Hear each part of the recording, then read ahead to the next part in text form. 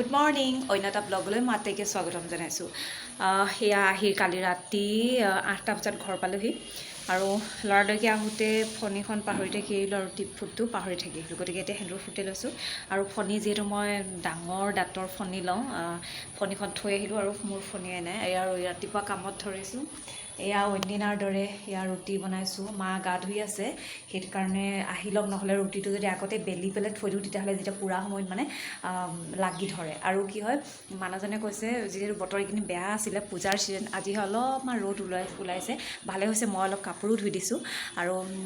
সেই ৰুটিটো পুৰি বনাবলৈ দিছে ভালে হ'ল বেলি নথলোঁ এতিয়া সৰু সৰুকৈ পুৰি বনাই দিম কেতিয়াবা আকৌ পুৰি খাবলৈ মন যায় নহয় আৰু যিহেতু কালি ৰাতি ছাগলী মাংস বনাইছে অলপ আছে আৰু মাংসৰ লগত ৰুটি খাই বহুত ভাল লাগে বাৰু যি কি নহওক মোৰ ব্লগটো চাই থাকিব কালি যিহেতু অহাৰ আগত মই ভণ্টি আমি তিনিজনী ওলাই গৈছিলোঁ তাৰপিছত সিহঁতে মোক আগবঢ়াবলৈ আহিলে গাড়ীত আহিলোঁ ঘৰ পালোহি গাড়ীত আহোঁতে মই কি আটাইতকৈ ভাল লাগে গোটেইখিনি আপোনালোকে চাই থাকিব আৰু মৰাণৰ কিছু দৃশ্যাংশ মই দেখুৱাইছিলোঁ যিহেতু মই পূজাৰ সময়ত ঘৰত আছিলোঁ আৰু কালি মই গুচি আহিলোঁ ভাবিছিলোঁ সোনকালে পালে অকণমান ওলাই যাম কিন্তু ওলাই যোৱা নহ'ল আজি চাগে অকণমান ওলাই যাম গতিকে সেই অকণমান আমাৰ মৰাণৰ মানে পৰিৱেশটো মানে যদি ডাৱৰীয়া বতৰটো কেনেকুৱা পৰিৱেশ এটা সৃষ্টি হৈছে যিহেতু পূজা বুলি ক'লে ৰাতিয়ে ভাল লাগে কিন্তু দিনৰ পৰিৱেশটো মই অকণমান দেখাইছোঁ গতিকে সকলোৱে চাই থাকিবা মোৰ ব্লগটো আৰু যিহেতু মোবাইলটো হেৰালে কেতিয়া আহিব সেইটোৱে মানে ভাবি আছোঁ কেতিয়া মোবাইলটো পাম বাৰু যি কি নহওক নহালৈকে এইটোকে চলাই আছোঁ গতিকে মোৰ ব্লগবোৰ চাই থাকিবা সকলোৱে বাই বাই উচৰ্গা কৰিব লাগে তাৰপৰা বোলে বিহু মানে পূজা চাব পাৰিবকে নাপায় বুলি কয় আপুনি হাঁহ আজি দিলে আজি দি আনিছোঁ এতিয়া নিয়মটো কিন্তু হাঁহ দিয়া নিয়মটো মই চোৱাওঁতে পাইছিলোঁ দিবলৈ সেনেকৈ মানে আকৌ নিয়মেই নিয়ম মানে তেওঁলোকেও কিবা এটা দুখতে দিলে আৰু এনেকুৱা কথা হাঁহটো মানে ফূৰ্তি কৰি লৈ সেইটো খাবগৈ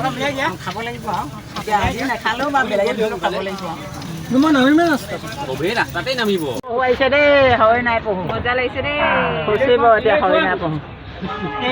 পূজা চাই মই এইটো পচন্দ কৰিছোঁ দেই এইটো বস্তু মোকো লাগিছিলে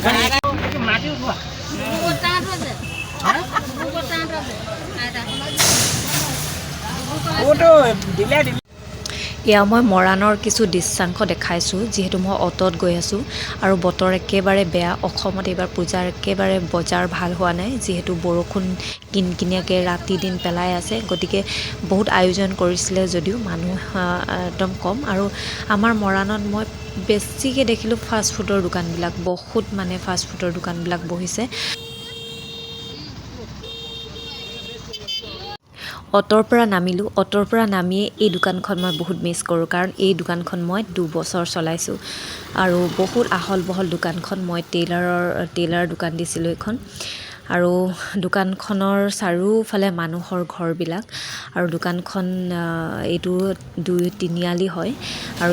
এফালে নেপালী গাঁৱলৈ যায় আৰু এইফালে আমাৰ ঘৰলৈ যায় আৰু যিহেতু নেপালী গাঁৱৰ মানুহখিনি আৰু অসমীয়া গাঁৱৰ পৰা গৈ আকৌ এখন বঙালী গাঁৱৰ পৰা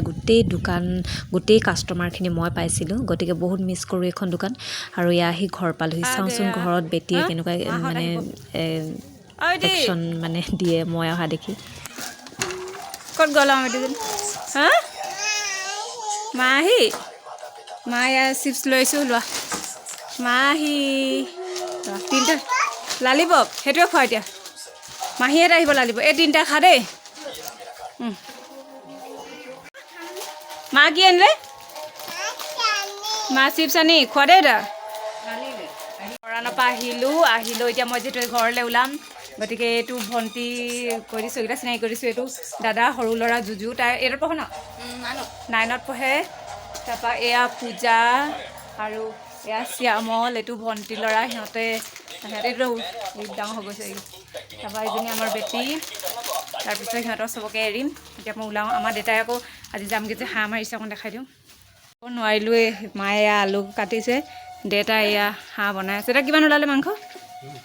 এয়া ঘৰৰ হাঁহ মাংস 1.5 কেজিমান হ'ব ন এয়া দেউতাই বনাব লৈছে নিজে মই এতিয়া ওলাওঁগৈ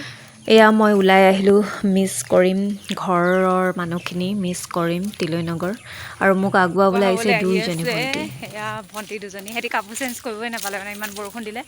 আৰু লগালগ মোক আগবঢ়াবলৈ আহি আছে আৰু মাহীয়েকে বেটিক দিছে কি দিছে পানী বটল এটা দিছে তাই নেৰি পানী বটলটো এইটো লৈ লৈছে এতিয়া মোক ঘৰলৈ আগবঢ়াবলৈ আহি আছে গাড়ী আছে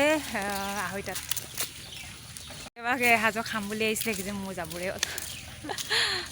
আপাৰ আছাম হৈছে চাহপাতৰ নগৰী যিসকলে অহা নাই আপাৰ আছাম আহিলে গম পাব চাৰিওফালে চাহ অৰ্থাৎ মেইন হাই ৰোডৰ আশে পাশে চাহ এনেকৈ বহুত মিছ কৰি এইখিনি সেউজীয়া হৈ থাকে ইমান ভাল লাগে দেখি সদায় ভিডিঅ' কৰোঁ আহিলে আৰু বেটিয়া পুতলা এটা পাই গ'ল ওচৰতে বহি আছিলে ছোৱালী এজনী লগতে বহি আহিছিলোঁ পুতলাটো তাইক মৰমতে দি থৈ গ'ল